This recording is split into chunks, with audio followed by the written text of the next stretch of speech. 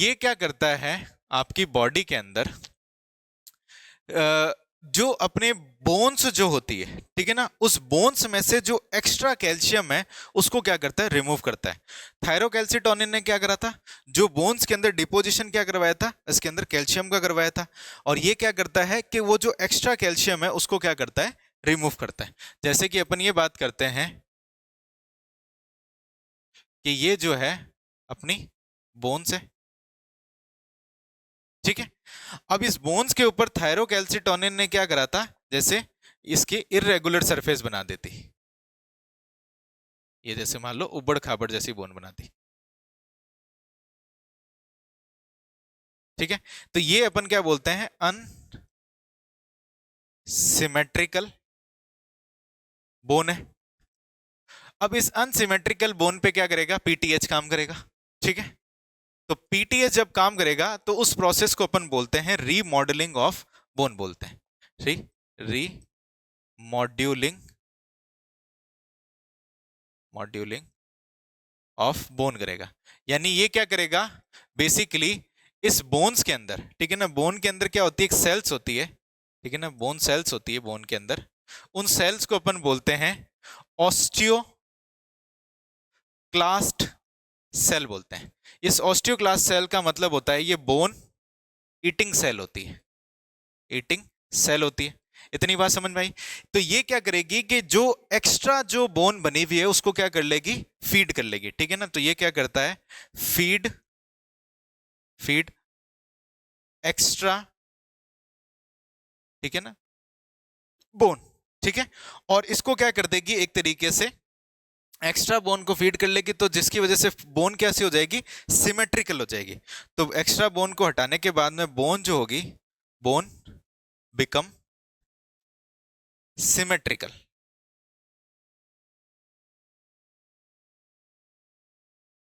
ठीक है। इतनी बात समझ में आई।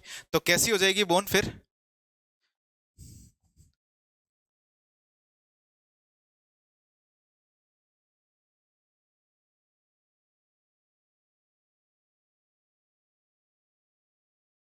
ठीक है, ये है सिमेट्रिकल बोन, ठीक है, ये सिमेट्रिकल बोन बन गई। तो इस तरीके से क्या करता है, ये बोन पे काम करता है। तो अल्टीमेटली अपन को ये समझ में आया कि जो आपके पैराथायरॉयड ग्लैंड है ये क्या करती है, ऑस्टियोक्लास्ट सेल को क्या करती है, एक्टिविटी को इंक्रीज करती है, ठीक है।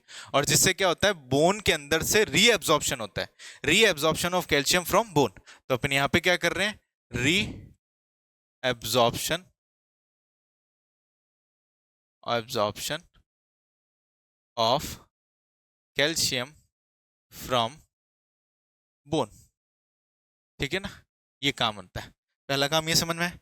फिर दूसरा काम ये क्या करती है, आपके इंटेस्टाइन पे काम करती है, ठीक है।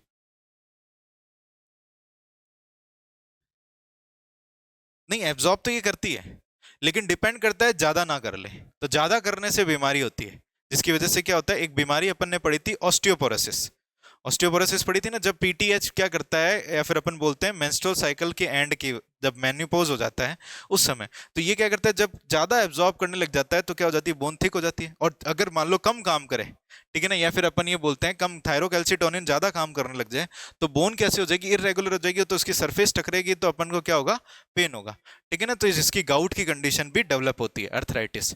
तो दूसरा ये काम करता है इंटेस्टाइन पे। अब इंटेस्टाइन पे कैसे काम करता है, बेसिकली ये इंटेस्टाइन में एक्टिवेट करता है, एक्टिवेट विटामिन्स, कुछ विटामिन्स को एक्टिवेट करता है, जो क्या करते हैं, help in absorption of calcium from food, ठीक है ना, खाने से कुछ कैल्शियम को क्या करते हैं, एब्जॉर्ब करते हैं, ठीक है। इतनी बात समझ में आई, किस तरीके से एब्जॉर्ब करते हैं। तो ये जो आपका कैल्शियम एब्जॉर्ब हुआ है डायरेक्ट कहां पे जाता है, ईसीएफ में जाता है, ठीक है ना। और बोन से भी कहां पे जा रहा है, ये ईसीएफ में जा रहा है। तो ये रीएब्जॉर्प्शन करता है बोन से और कहां ट्रांसफर कर देता है, ईसीएफ में।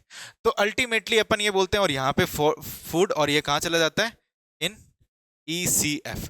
तो अल्टीमेटली अपन ये बोलते हैं कि जो PTH होता है ये क्या करता है, इंक्रीजेस कैल्शियम इन एक्स्ट्रा सेल्यूलर फ्लूइड। ठीक है, इतनी बात समझ में आई कि एक्स्ट्रा सेल्यूलर फ्लूइड के अंदर क्या करता है ये आपके इसके अंदर एब्जॉर्प्शन करता है।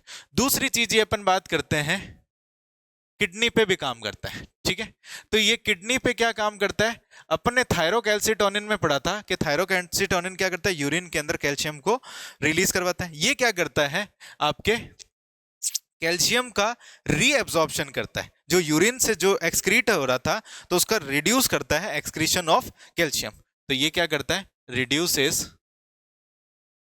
Reduces calcium excretion. ठीक है, एक्सक्रीशन। ठीक है, और जिसकी वजह से क्या होगा, कैल्शियम कहां पे इंक्रीज हो जाएगा, इंक्रीजेस इन ECF।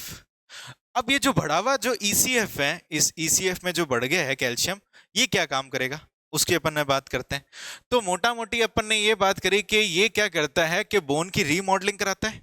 ठीक है, reabsorption from calcium from bone, जिसको अपन क्या बोलते हैं, डीमिनरलाइजेशन प्रोसेस भी बोलते हैं। तो यहां पे क्या करेगा, इस बोन का, ठीक है, ये जो बोन है एसिमेट्रिकल बोन का डी मिनरलाइजेशन भी करेगा।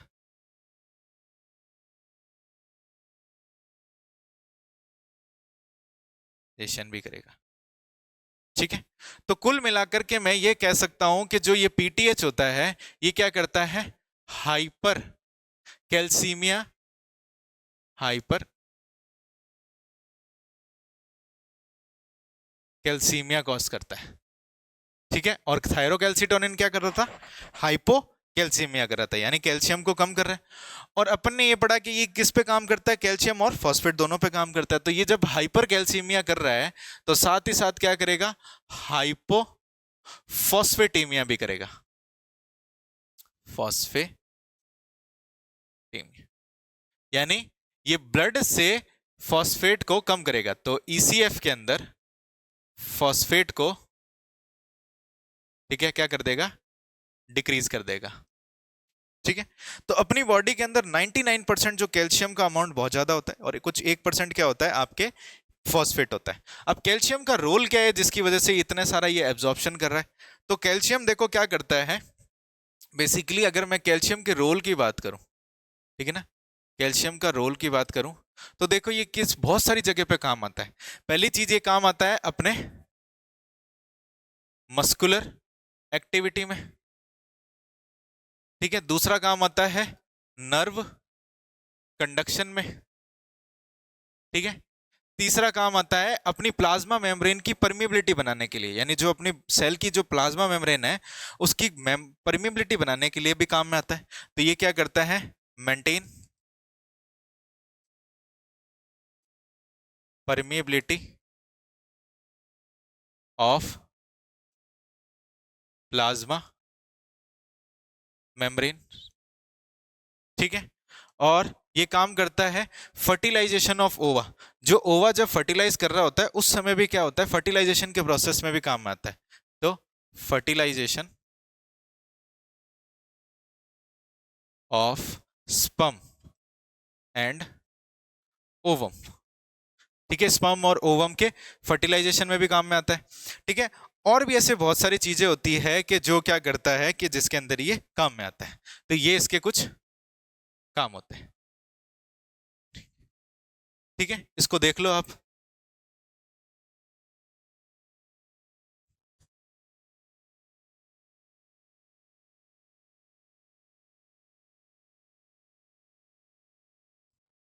हाँ, एक चीज और है इसमें, जैसे ये किस नेचर का होता है, ये होता है पॉलीपेप्टाइड नेचर। ठीक है ना, पॉलीपेप्टाइड में भी कौन सा होता है, लॉन्ग पॉलीपेप्टाइड। ठीक है, फिर ये देखा अपन ने किस तरीके से काम कर रहा है ये। देन फिर अपन ने ये देखा, अब एक दो चीजें और होती है जैसे कि हार्ट बीट के लिए काम आता है ये। ठीक है ना, हार्ट बीट के अंदर, ब्लड को एगुलेशन के अंदर काम में आता है। ठीक है ना, ब्लड कोएगुलेशन में काम में आता है। तो हार्ट बीट हो गया, नर्व इम्पल्स हो गया, प्लाज्मा मेम्ब्रेन की परमेबिलिटी के लिए हो गया। तो बहुत सारी जगह पे क्या होता है, ये कैल्शियम जो होता है एक इंपॉर्टेंट रोल आपके क्या करता है, पैदा करता है। अब क्या होता है कि मान लो कभी कभार क्या होता है कि इसके कमी और इससे ज्यादा होने से भी क्या होती है, बहुत सारी बीमारियां होती हैं। तो अब अपन इसकी क्या पढ़ते हैं, डिसऑर्डर्स पढ़ते हैं। ठीक है, तो अपन पढ़ते हैं डिसऑर्डर्स ऑफ पीटीएच। तो वही सेम तरीके से अपन बात करते हैं कि अगर मान लो कि पीटीएच का सिक्रीशन क्या हो जाए, ज्यादा हो जाए, तो इस कंडीशन को अपन क्या बोलते हैं, हाइपर पैरा थायरॉइडिज्म बोलते हैं। ठीक है, और अगर मान लो कि पीटीएच की क्या हो जाए, पीटीएच की क्या हो जाए, कम हो जाए, तो उसकी वजह से जो होती है अपन क्या बोलते हैं, हाइपो पैरा थायरॉइडिज्म। ठीक है, तो अपने हाइपर पैराथायरॉयडिज्म की एक बीमारी अपन ने पहले पढ़ रखी है। ठीक है, तो अपन ने एक बीमारी पढ़ी थी हाइपर पैराथायरॉयडिज्म से रिलेटेड, जिसको अपन बोलते हैं ऑस्टियोपोरोसिस बोलते हैं। ठीक है, तो उसको अपन देखते हैं। तो हाइपर पैराथायरॉयडिज्म से एक बीमारी होती है जिसको अपन बोलते हैं ऑस्टियोफोरोसिस। ठीक है, तो ऑस्टियोफोरोसिस क्या चीज होता है, अपन इसकी बेसिक बात करते हैं कि इसके अंदर किस तरीके से ऑस्टियोफोरोसिस डेवलप होता है। तो अपन ये बोलते हैं कि पीटीएच अगर मान लो ज्यादा सिक्रीट होगा, तो बोन रीएब्जॉर्प्शन क्या होगा, बोन रीएब्जॉर्प्शन ज्यादा होगा। ठीक है ना, तो बोन रीएब्जॉर्प्शन ज्यादा होगा, तो इसका मतलब क्या हो गया, बोन से डीमिनरलाइजेशन भी क्या हो रहा है, ज्यादा हो रहा है। तो डीमिनरलाइजेशन ऑफ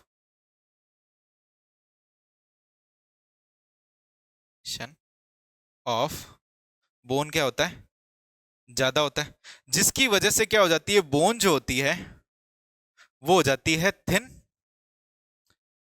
ठीक है, बोन कैसी हो जाती है, थिन एंड वीक हो जाती है। ठीक है, वीक हो जाती है, और अपन ये बोलते हैं कि ब्रिटल हो जाती है। ब्रिटल का मतलब ये होता है टूट फूट सकती है। ठीक है ना, तो ब्रिटल हो जाती है। ठीक है, तो जिसकी वजह से अपन ये बोलते हैं कि पीटीएच की बोन ऑस्टियोपोरोसिस में क्या होते हैं, चांस ऑफ फ्रैक्चर क्या होता है, वो होता है ज्यादा। ठीक है, ये जो होती है, और खास कर करके ये इसका अंदर एक और फैक्टर होता है, ये क्या होता है, मेंस्ट्रुअल जो अपने मेंस्ट्रुअल साइकिल जब बंद हो जाता है, उस समय भी ये क्या होता है कि आपके ऑस्टियोपोरोसिस होने के चांसेस रहते हैं। तो अल्टीमेटली क्या होता है कि इसमें रीअब्जॉर्प्शन डीमिनरलाइजेशन जो हो रहा होता है, जैसे मान लो कि ये जो बोन है, ठीक है, अब इसके ऊपर मान लो कि पीटीएच जो हो गया वो ज्यादा काम कर गया। ठीक है, एक्सिस में हो गया, तो जिसकी वजह से क्या होगा कि इस बोन के अंदर क्या हो जाते हैं, छोटे छोटे से पोर्स हो जाते हैं। ठीक है, ऐसे,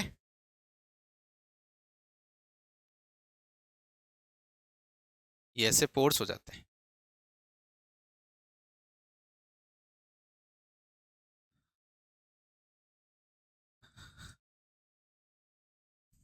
ठीक है,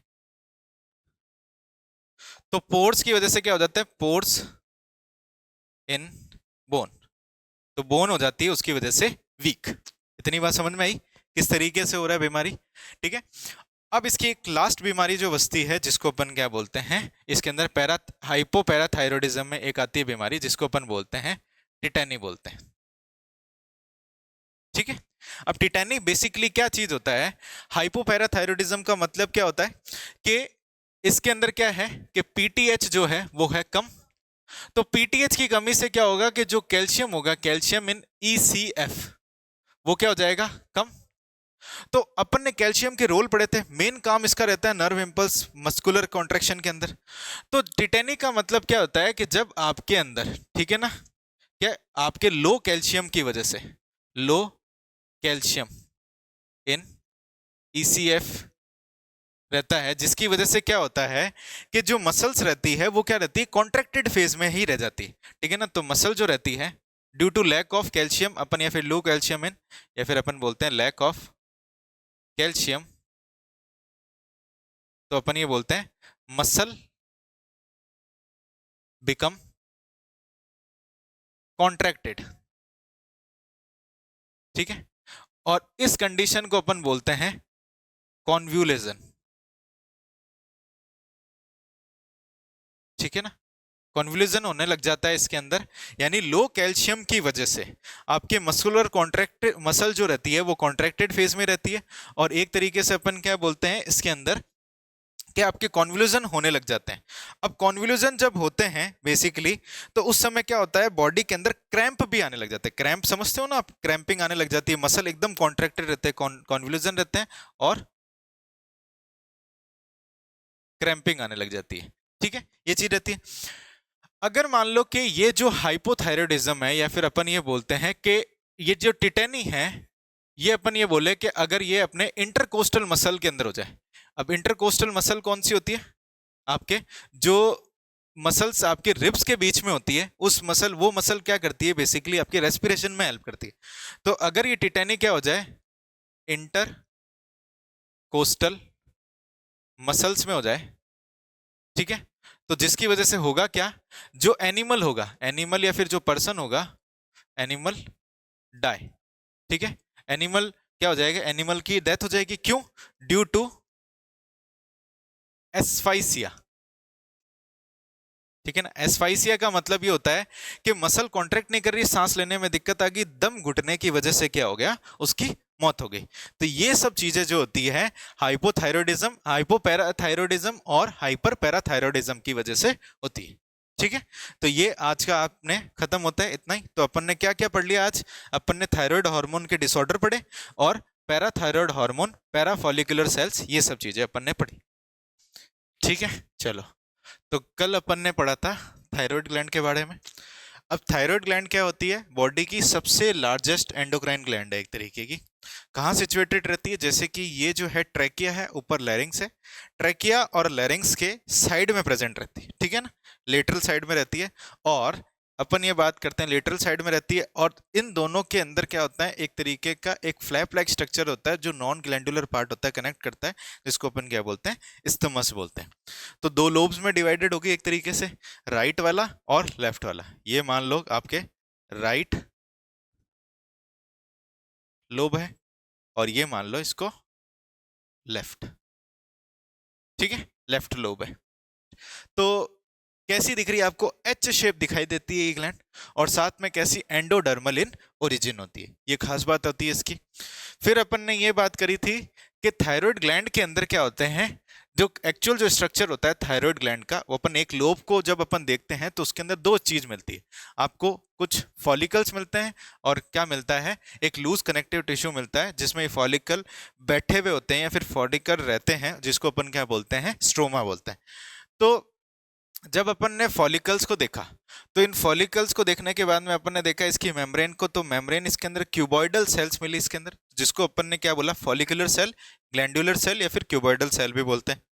ये जो ग्लैंडुलर सेल जो होती है एक तरीके से एक अंदर की तरफ एक कैविटी बनाती है, जिसको अपन क्या बोलते हैं, फॉलिक्यूलर कैविटी बोलते हैं। ठीक है, और इन थायराइड फॉलिकल के अंदर इसके आसपास में, इसके बेस वाले पार्ट में और इसके आसपास में, अराउंड इसके पास में क्या मिलती है, कुछ आपको पैराफॉलिकुलर सेल या इंटरस्टिशियल सेल मिलती है। ठीक है, तो फिर अपन ने ये देखा कि भाई थायराइड ग्लैंड करती क्या है, थायराइड ग्लैंड अपन ने ये बात करी थी कि थायराइड हार्मोन का रिलीज करती है, थायराइड हार्मोन बनाती है। कैसे बनाती है, अपन ने ये पढ़ा था कि भाई हाइपोथैलेमस क्या करता है, एक आपके एक रिलीजिंग हार्मोन निकालता है, जिसको अपन बोलते हैं थायरोट्रोपिन रिलीजिंग हार्मोन। ये रिलीजिंग हार्मोन कहाँ जाता है, एंटीरियर पिट्यूटरी, और एंटीरियर पिट्यूटरी पे जाने के बाद में ये क्या रिलीज करता है, TSH, thyroid stimulating hormone. Thyroid stimulating hormone जाकर के किस पे काम करेगा, इस थायराइड फॉलिकल पे काम करेगा। थायराइड फॉलिकल पे क्या करेगा, आपके ये जो अंदर की तरफ फॉलिकुलर कैविटी होती है, तो यहाँ पे एक हार्मोन बनता है जिसको अपन क्या बोलते हैं, थायरोग्लोब्युलिन बोलते हैं। ठीक है, और आपके थायराइड ग्लैंड जो होते हैं, थायराइड फॉलिकल्स जो होते हैं, ये क्या करते हैं, एक तरीके का हार्मोन और बनाते हैं, जो दो हार्मोन बनाते हैं, एक T3 और एक T4। ठीक है, ये चीज की अपन ने बात करी थी। देन अपन ने ये बात करते हैं कि इसके अंदर के थायराइड हार्मोन कौन कौन से होते हैं। तो फॉलिकुलर कैविटी जो होती है एक तरीके का हार्मोन बनाती है, जिसको अपन क्या बोलते हैं, थायरोग्लोबुलिन बोलते हैं, जो कि ग्लाइकोप्रोटीन इन नेचर होता है। ये क्वेश्चन आपसे क्वेश्चन पूछा जाता है नीट के अंदर। ठीक है, पूछ भी रखा होगा, PYQ आपको मिलता है इसके अंदर। दूसरी बात करते हैं कि थायराइड फॉलिकल जो सेल्स होती है ये क्या करती है, दो हार्मोन बनाती है बाय द हेल्प ऑफ, किससे बनाती है, थायरोग्लोबुलिन से मिलकर के बनाती है, ठीक है। उन हार्मोन का नाम होता है, एक का नाम होता है थायरोक्सिन, एक का नाम होता है ट्राईआइडोथायरोनिन। ये दोनों के दोनों को अपन क्या बोलते हैं, ये T3 होता है, ये T4 होता है, ठीक है। कैसे बना उसके बारे में बात करते हैं। तो अपन ये बोलते हैं कि बाहर पड़ा हुआ जो आयोडाइड होता है, कैपिलरीज में आयोडाइड होता है, उसको भेजा जाता है फॉलिकुलर कैविटी में। फॉलिकुलर कैविटी के अंदर क्या होता है कि जो आपके टायरोसिन अमीनो एसिड्स होते हैं, टायरोसिन अमीनो एसिड क्या करते हैं, आयोडीन के साथ में मिल करके क्या बनाते हैं, आयोडाइड के साथ में मिल करके एक हार्मोन बनाते हैं जिसको अपन बोलते हैं आपके थायरोग्लोबुलिन, जो कि आयोडाइड क्रिस्टल का है, क्रिस्टलाइजेशन से बना। फिर क्या होता है, ये थायरोग्लोबुलिन कुछ समय के लिए स्टोर हो जाता है, कितने मंथ के लिए, 2 से 3 महीने के लिए स्टोर रहता है। और जब जब बॉडी को आपके थायरोक्सिन हार्मोन की जरूरत होती है तो थायरोग्लोबुलिन कन्वर्ट होता है थायरोक्सिन हार्मोन में, ठीक है। ये थायरोक्सिन हार्मोन क्या करता है, जब टिश्यू लेवल पे जाता है तो जो थायरोक्सिन है वो किस में कन्वर्ट हो जाता है, T3 के अंदर, ट्राईआइडोथायरोनिन के अंदर। क्यों ऐसा होता है, क्योंकि जो आपके T3 होता है वो ज्यादा पोटेंट होता है T4 से। कितने टाइम ज्यादा पोटेंट होता है, 4 टाइम्स मोर इफेक्टिव रहता है, ज्यादा अच्छी तरीके से काम करता है।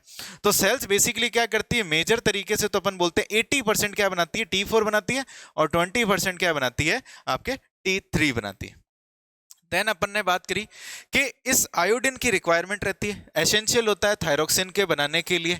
तो आयोडीन कितना चाहिए रहता है, तो एक दिन के अंदर, या फिर अपन बोलते हैं रिक्वायरमेंट जो होती है, minimum requirement 120 microgram per day आपको आयोडीन की रिक्वायरमेंट होती है। इनटेक कितना करना चाहिए, करीब करीब अपन ये बोलते हैं 200 माइक्रोग्राम पर डे जो आपको इनटेक करना चाहिए। और बॉडी के अंदर अगर मान लो कि 50 माइक्रोग्राम पर डे से अगर आयोडीन थोड़ा सा कम हो गया तो आपको क्या हो सकते हैं, थायराइड डिसऑर्डर्स होते हैं। और पहले अपन ने बात करी थी कि जो आपके क्या बोलते हैं, थायरोक्सिन होता है, किसका डेरिवेटिव होता है, टायरोसिन अमीनो एसिड का।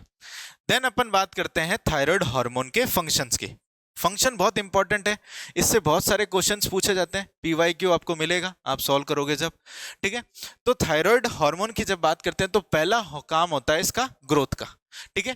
तो ये ग्रोथ कैसे करती है, फिजिकल, मेंटल और सेक्सुअल ग्रोथ करती है। ये जो होती है आपके स्केलेटल मसल पे भी काम करती है, मस्कुलर मसल जो होती है, सॉरी, जो आपके जो अपने मस्कुलर टिश्यू जो होते हैं, जैसे ये तो है आपके स्केलेटल, ये है विसरल, और कुछ आपके मस्कुलर जो टिश्यू होता है उस पे भी क्या करती है, काम करती है।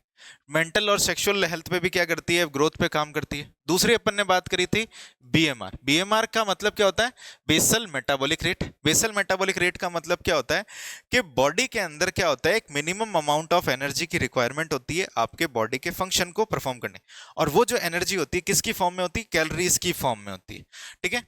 तो अब BMR अगर मान लो किसी पर्सन का ज्यादा है, ठीक है, तो बॉडी टेम्परेचर बढ़ेगा, बॉडी टेम्परेचर बढ़ेगा तो उसका वेट लॉस ज्यादा होगा, ठीक है।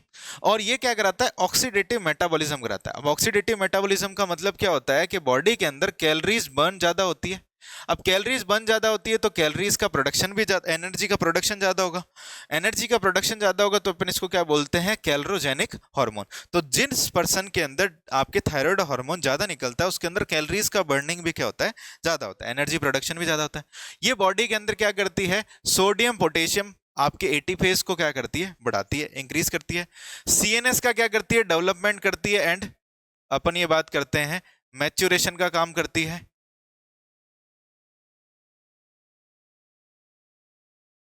मैच्योरेशन का काम करती है, ठीक है। दूसरी अपन ने बात करी कि आरबीसी की, आरबीसी का नंबर इंक्रीज करती है, उस प्रोसेस को अपन बोलते हैं एरिथ्रोपोइसिस। मेंस्ट्रुअल साइकिल को रेगुलेट करती है और वाटर एंड इलेक्ट्रोलाइट बैलेंस को बना के रखती है। ये चीज अपन ने बात करी थी। देन अपन ने ये बात करी थी कि भैया ये इसका काम क्या होता है, मेटाबॉलिज्म पे भी काम होता है। मेटाबॉलिज्म की बात करें तो ये फैट का क्या करती है, ब्रेक डाउन करती है एनर्जी को बनाने के लिए, कैटाबॉलिज्म बोलते हैं।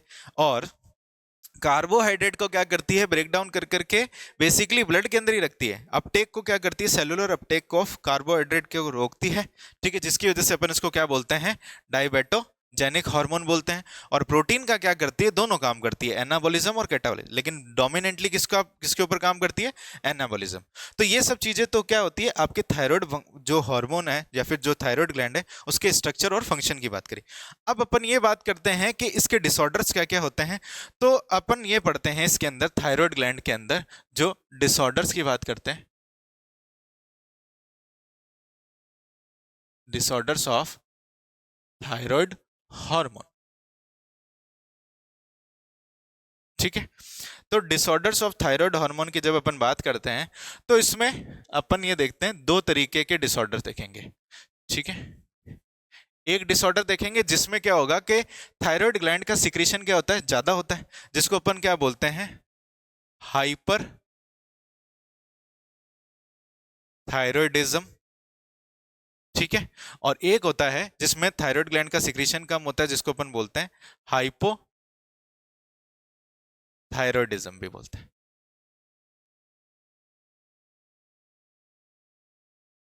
ठीक है, इतनी बात समझ, तो अपन एक को अपन पढ़ते हैं। हाइपरथायरॉयडिज्म का मतलब क्या होता है, इसके अंदर क्या होता है, बेसिकली थायरोक्सिन जो हार्मोन होता है उसका सिक्रीशन क्या हो जाता है, इंक्रीज होता है। क्यों होता है उसकी अपन बात करते हैं। तो हाइपरथायरॉयडिज्म की जब अपन बात करते हैं, सिक्रीशन इंक्रीज हो जाता है, इसका मतलब क्या होता है कि वहां पे जो ग्लैंड्स होती है उसमें क्या होती है, कुछ नोड्यूलर ग्रोथ ग्रोथ हो जाती है, यानी बड़े बड़े नोड्यूल्स बन जाते हैं, या फिर उसमें क्या हो जाए, कैंसरस ग्रोथ हो जाती है। तो यहाँ पे जो ग्रोथ होती है, ठीक है ना, या फिर अपन बात करते हैं यहाँ पे क्या हो जाती है, थायराइड ग्लैंड के अंदर कुछ कैंसरस ग्रोथ हो जाती है, और या फिर अपन बोलते हैं नोड्यूलर ग्रोथ हो जाती है। ठीक है, तो जिसकी वजह से क्या होता है कि जो थायराइड ग्लैंड का जो साइज होता है वो क्या हो जाता है, इंक्रीज हो जाता है। ठीक है, तो अपन ये बोलते हैं कि थायराइड ग्लैंड का साइज जो होता है वो इंक्रीज हो जाता है, और जब थायराइड ग्लैंड का साइज इंक्रीज होगा तो क्या होगा, थायरोक्सिन ऑटोमेटिकली बढ़ जाएगा। अब एक इसके अंदर बीमारी आती है कि जब क्या बोलते हैं कि उस बीमारी को अपन बोलते हैं ग्रेव्स डिजीज बोलते हैं। ठीक है ना, तो इसमें अपन एक बीमारी पढ़ते हैं जिसका नाम होता है ग्रेव्स डिजीज बोलते हैं। ठीक है, और इसको अपन क्या बोलते हैं, एक्सोफ्थेल्मिक एक्सोफ्थेल्मिक गॉइटर भी बोलते हैं। ठीक है, एक्सोफ्थेल्मिक गॉइटर, और इसका नाम होता है थायरोटॉक्सिकोसिस भी बोलते हैं, और इसको अपन एक और नाम बोलते हैं, इसको अपन बोलते हैं बेस डाउज डिजीज भी बोलते हैं। ठीक है, इतनी बात समझ में आई। तो इस ग्रेव्स डिजीज और बेस डाउज डिजीज के अंदर होता क्या है उसके बारे में अपन बात करते हैं। तो अल्टीमेटली क्या होता है, इसके अंदर एक कंडीशन डेवलप होती है, इस बीमारी के अंदर क्या होता है कि हाइपर थायरॉयडिज्म की कंडीशन है ये।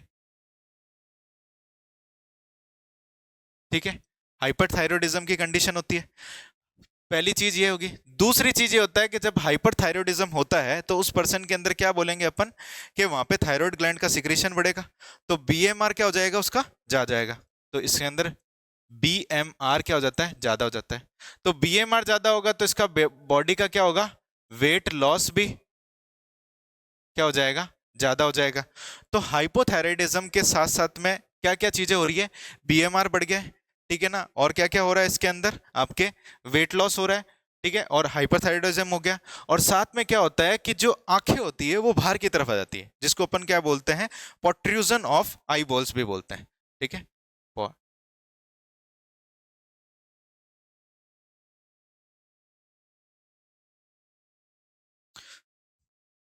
प्रोट्रूजन्स ऑफ आई बॉल बोलते हैं।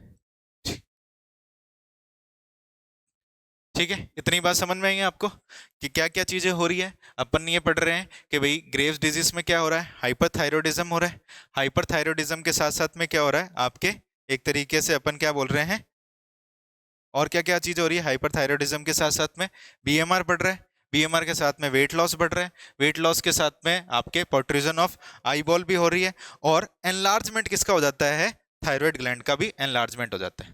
ठीक है, एनलार्जमेंट ऑफ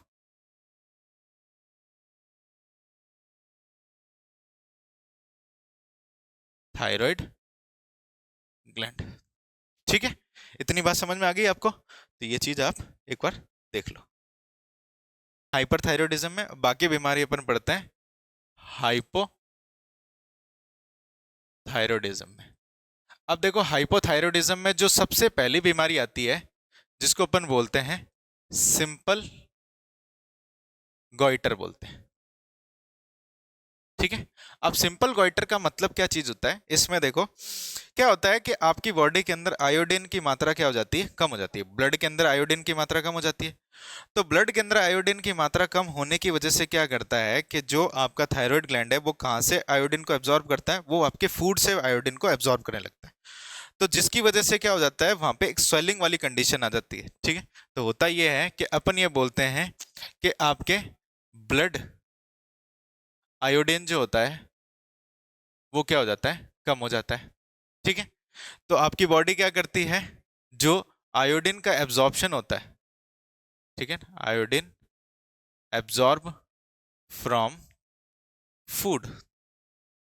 ठीक है, फूड से क्या करती है, आयोडीन का एब्जॉर्प्शन स्टार्ट करती है। अब फूड से जब आयोडीन का एब्जॉर्प्शन होगा तो थायराइड ग्लैंड क्या करती है, अपने साइज को क्या कर लेती है, इंक्रीज कर लेती है। तो यहाँ पे क्या होता है कि जो साइज होता है थायराइड ग्लैंड का, साइज ऑफ थायराइड ग्लैंड, वो क्या हो जाता है, इंक्रीज हो जाता है।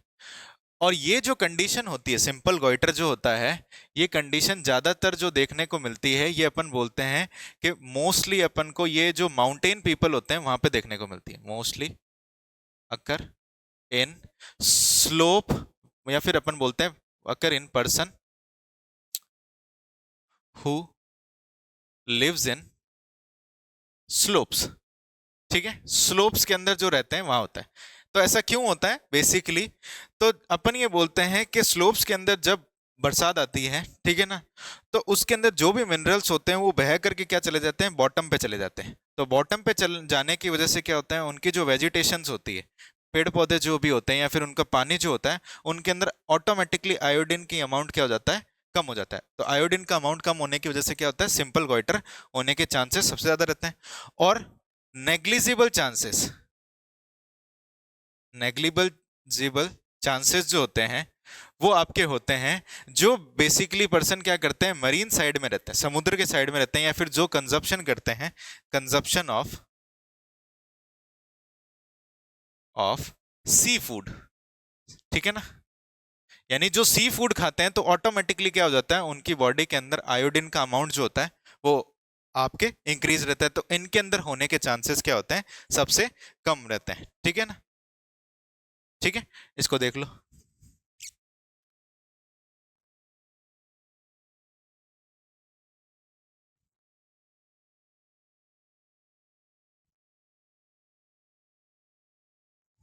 चले, चलो अब दूसरी बीमारी है इसके अंदर। ठीक है, बहुत इंपॉर्टेंट है, क्वेश्चन पूछा जाता है, बहुत बार पूछा जाता है, जिसको अपन बोलते हैं क्रिएटिनिज्म।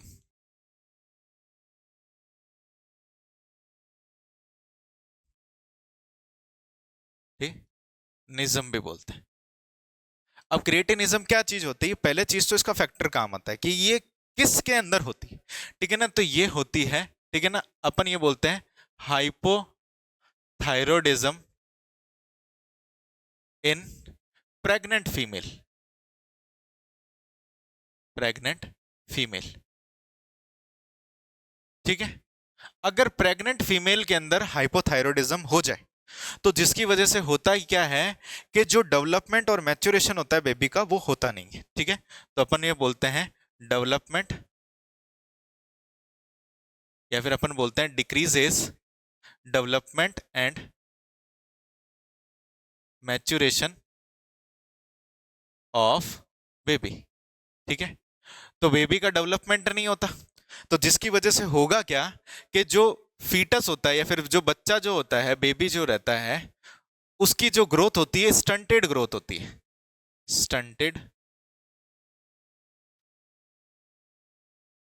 ग्रोथ होती है। अब स्टंटेड ग्रोथ को ही बेसिकली एक करेक्टरिस्टिक फीचर है इसका, जिसको अपन क्या बोलते हैं, क्रिएटिनिज्म बोलते हैं, क्रिएटिनिज्म बोलते हैं। और इसके अंदर क्या होता है, मेंस्ट्रुअल साइकिल क्या हो जाते हैं, इरेगुलर हो जाते हैं। ठीक है, तो मेन जो इसका फैक्टर होता है इसके अंदर वो क्या होता है, स्टंटेड ग्रोथ का हो जाना।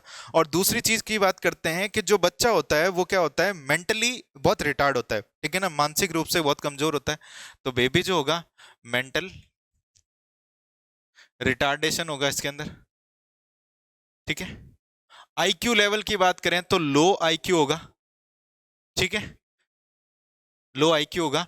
और ये बच्चा जो होगा ना थोड़ा कम बोलेगा, डीफ म्यूसिज्म होगा इसके अंदर, लो आईक्यू और डीफ म्यूचिज्म, यानी चुप चुप बहुत ज्यादा रहेगा। तो ये इसके बहुत इंपॉर्टेंट फैक्टर हैं जो आपके एग्जाम में पूछे जाते हैं। ठीक है ना, इनमें से आपको कुछ भी दे देगा और पूछ करके पूछ लेगा कि ये फैक्टर जो है या फिर ये जो आपके सिम्टम्स हैं किसके अंदर दिखते हैं, या फिर बीमारी का नाम देख करके पूछ लेगा कि इनमें कौन कौन से सिम्टम्स होते हैं। तो ये बीमारी बहुत इंपॉर्टेंट है, सिंपल गॉइटर भी इंपॉर्टेंट है और ये भी इंपॉर्टेंट है। चलें आगे अपन। ठीक है, अब एक बीमारी और आती है इसके अंदर जिसको अपन बोलते हैं मिक्सोडिमा। मिक्सोडिमा।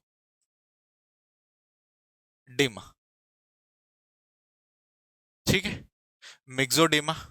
अब मिक्सोडिमा को बेसिकली इसमें क्या होता है, ये एडल्ट्स के अंदर होती है। ठीक है ना, तो अपन ये बोलते हैं हाइपोथायरॉयडिज्म इन एडल्ट। ठीक है, हाइपोथायरॉयडिज्म किस में हो जाए, एडल्ट में हो जाए। तो इसके अंदर होता ये, इफ अगर ये फीमेल एडल्ट के अंदर हो तो इसके अंदर मेंस्ट्रुअल साइकिल क्या हो जाता है, इरेगुलर हो जाता है। तो इसके सिम्टम्स क्या होते हैं, तो फीमेल्स की अगर बात करें, ठीक है ना, तो इरेगुलर मेंस्ट्रुअल साइकिल हो जाता है। और अपन ये बोलते हैं कि डिपोजिशन ऑफ फैट। ठीक है ना, ये तो खास बार इसके अंदर हो गया। और कॉमन चीज क्या होती है कि इसके अंदर बॉडी के अंदर एडिपोज टिश्यू का डिपोजिशन होने लगता है, यानी मोटापा आने लग जाता है। फीमेल्स की स्किन जो होती है या फिर जो मेल की या फीमेल की स्किन जो होती है लूज होने लग जाती है, लूजनिंग ऑफ स्किन होती है, लूज ऑफ स्किन। ठीक है, डिपोजिशन ऑफ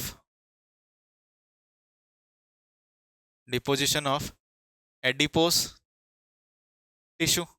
एडिपोज टिश्यू का क्या हो जाता है, डिपोजिशन हो जाता है। और हेयर लॉस भी होने लग जाते हैं, हेयर लॉस। ठीक है, ये इसके कुछ सिम्टम्स होते हैं। इतनी बात देख समझ में आई आपको। ठीक है, इसको और इसको अच्छी तरीके से देख लो, कोई चीज नहीं समझ में आई तो पूछ लो।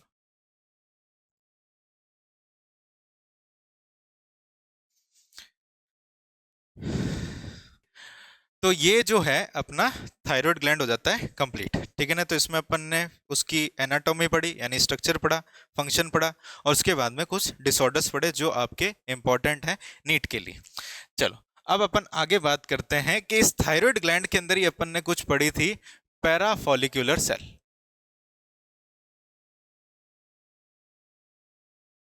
ठीक है, पैराफॉलिकुलर सेल। तो पैराफॉलिकुलर सेल जो होती है बेसिकली कहां प्रेजेंट रहती है, स्ट्रोमा ऑफ, ठीक है, स्ट्रोमा ऑफ आपके थायराइड ग्लैंड स्ट्रोमा के अंदर प्रेजेंट रहती है। तो अपन ये बोलते हैं प्रेजेंट एट स्ट्रोमा ऑफ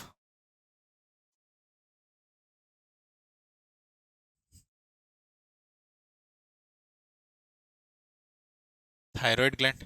और अपन ये बोलते हैं basal part of thyroid gland. ठीक है, स्ट्रोमा और basal part of thyroid gland के अंदर क्या रहती है, प्रेजेंट रहती है। अब अपन ये देखते हैं कि जो पैराफॉलिकुलर सेल है ये एक तरीके का हार्मोन रिलीज करती है। ठीक है, जिसका नाम होता है थायरोकैल्सिटोनिन, कैल्सिटोनिन। ठीक है, थायरोकैल्सिटोनिन, इतनी बात समझ में आई। और इसको अपन क्या बोलते हैं, और कैल्सिटोनिन भी बोलते हैं। ठीक है, थायरोकैल्सिटोनिन और कैल्सिटोनिन। अब इसका मेन फंक्शन क्या रहता है कि थायरोकैल्सिटोनिन क्या करता है कि जो आपके ब्लड के अंदर कैल्शियम पड़ा रहता है उसको क्या कराता है, यूरिन के थ्रू क्या कराता है, एक्सक्रीट कराता है। ठीक है ना, यानी ये जो हार्मोन होता है अपन ये बोलते हैं हाइपोकैल्सीमिया कॉज करता है।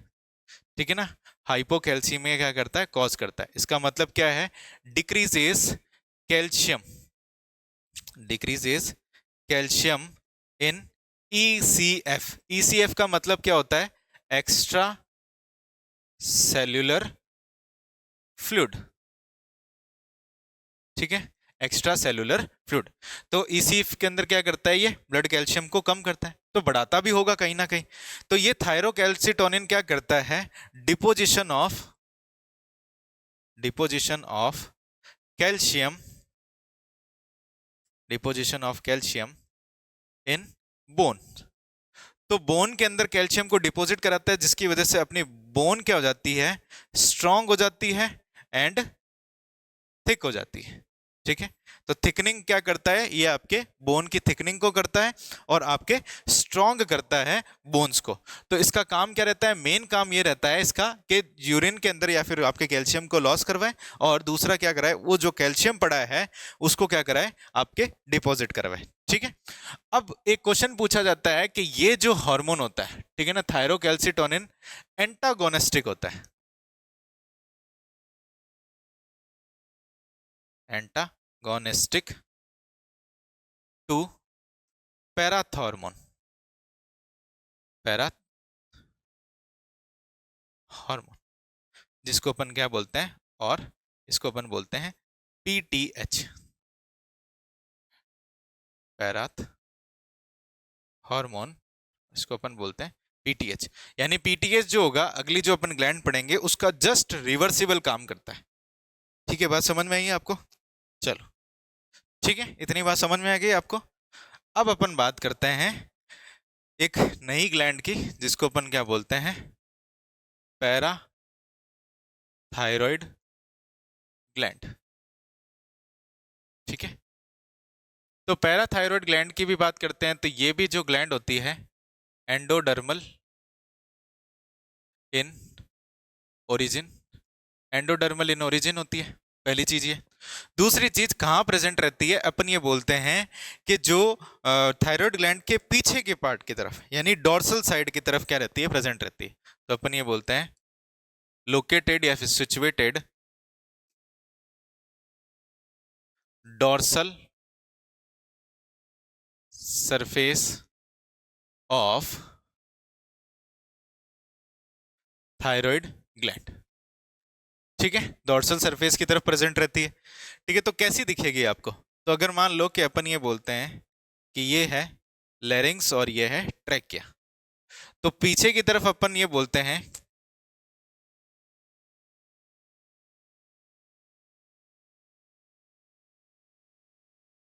कुछ इस तरीके से दिखता है, ठीक है ना, डॉर्सल व्यू है इसका। तो ये जो ग्लैंड रहती है कहाँ प्रेजेंट रहती है, ये रहती है ऐसे,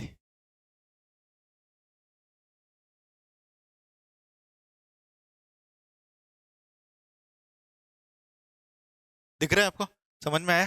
तो पीछे की तरफ है, इनको अपन क्या बोलते हैं, पैरा ग्लैंड, ठीक है। तो अगर बात करें तो ये एक लोब में, एक पेयर के अंदर होती है, तो टोटल इसके नंबर की बात करते हैं अपने, तो ये कितनी रहती है, टोटल 4 इन नंबर रहती है, ठीक है ना।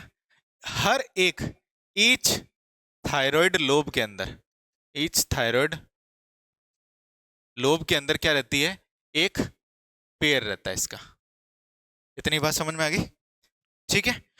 अब ये क्या करता है कि ये जो ग्लैंड होती है, ये एक तरीके का हार्मोन रिलीज करती है, जिसका नाम होता है आपके पैराथ हार्मोन, ठीक है। ये क्या करती है, पैराथ हार्मोन, और इसको अपन क्या बोलते हैं, कॉलिप्स हार्मोन भी बोलते हैं। अब कॉलिप हार्मोन क्यों बोलते हैं, बिकॉज सबसे पहले जो कॉलिप जो था साइंटिस्ट था, उसने क्या करा था, इसको प्योर फॉर्म के अंदर एक्सट्रैक्ट किया था। इतनी बात समझ में आई, तो इसलिए इसको अपन क्या बोलते हैं, कॉलिप हार्मोन भी बोलते हैं। और ये जो हार्मोन होता है बिल्कुल उल्टा काम करता है, antagonistic to thyrocalcitonin, ठीक है, इतनी बात समझ में आई। अब देखो इसका मेन फंक्शन ये रहता है कि ये जो हार्मोन होता है ना अपनी बॉडी के सर्वाइवल के लिए बहुत जरूरी है, ठीक है ना। तो अपन ये बोलते हैं इंपॉर्टेंट फॉर सर्वाइवल, ठीक है ना, बॉडी के सर्वाइवल के लिए बहुत ज्यादा जरूरी है। कैसे जरूरी है उसकी अपन बात करते हैं कि ये क्या करता है, ठीक है, बॉडी के अंदर जो कैल्शियम और फॉस्फेट जो होते हैं उनकी कंसंट्रेशन को रेगुलेट करता है, ठीक है ना। तो ये क्या करता है आपके होम्योस्टेसिस करता है, homeostasis of calcium and phosphate in blood. तो ब्लड के अंदर कैल्शियम और फॉस्फेट को क्या करता है, होम्योस्टेसिस करता है। इसलिए ये क्या है, सर्वाइवल के लिए जरूरी है, ठीक है। चलिए आगे चलो। अब कैसे ये काम करता है उसके बारे में अपन बात करते हैं। तो इसके अपन पैराथॉर्मोन PTH बोलते हैं इसको,